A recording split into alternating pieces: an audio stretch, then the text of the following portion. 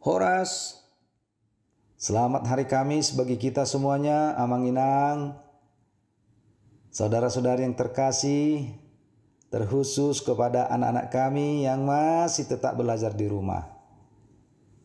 Mari kita mendengarkan firman Tuhan hari ini. Namun sebelum kita mendengarkan firman-Nya, mari kita bersaat teduh sejenak.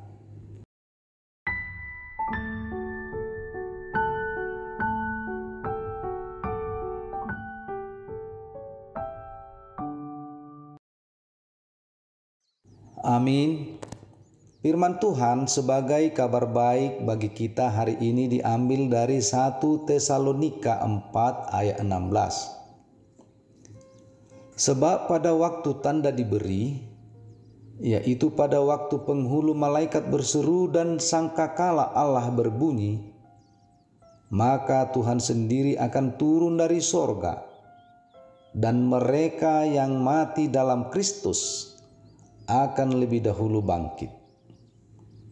Dalam bahasa Batak dikatakan, aina tua ma Tuhani sian benua gijang mardongan surak-surak, marsuara marajani suru-suruan, tarbege masarune ni dewata, dungi hehe maju mulu akan amate di bagasan Kristus. Ido saha. Bapak, Ibu, saudara-saudari yang terkasih di dalam Kristus Yesus, kebangkitan orang percaya, demikian topik renungan harian kita. Setiap manusia butuh kepastian, butuh ketegasan, dan tidak suka terhadap yang abu-abu, apalagi terhadap yang ragu-ragu. Hal seperti itulah yang terjadi kepada jemaat Tesalonika. Banyak dari anggota jemaat yang membutuhkan ketegasan dan kepastian akan jawaban terhadap orang yang telah meninggal sebelum kedatangan Kristus yang kedua kali. Apakah mereka juga ikut memperoleh kehidupan yang kekal? Dan kapan waktu kedatangannya? Tentu pertanyaan yang demikian adalah suatu pertanyaan yang wajar dan manusiawi, karena memang harus ada kepastian yang mereka pegang. Nats hari ini adalah suatu jawaban terhadap pertanyaan tersebut. Jawaban terhadap jemaat Tesalonika dan juga jawaban terhadap kita saat ini yang masih mau mempertanyakan kapan hari Tuhan tiba. Paulus dengan jelas mengatakan bahwa mereka yang mati di dalam Kristus akan lebih dahulu bangkit.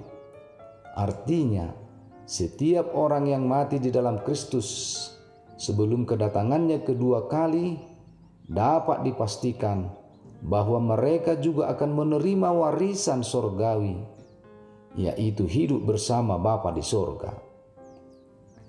Tentang kedatangannya, Paulus tidak dapat memberikan waktu yang tepat, karena yang tahu akan waktunya tiba hanya Tuhan sendiri.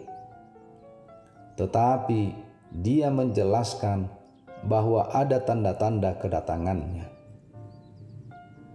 Jawaban Paulus ini juga menjadi jawaban atas keraguan-raguan kita akan hari Tuhan.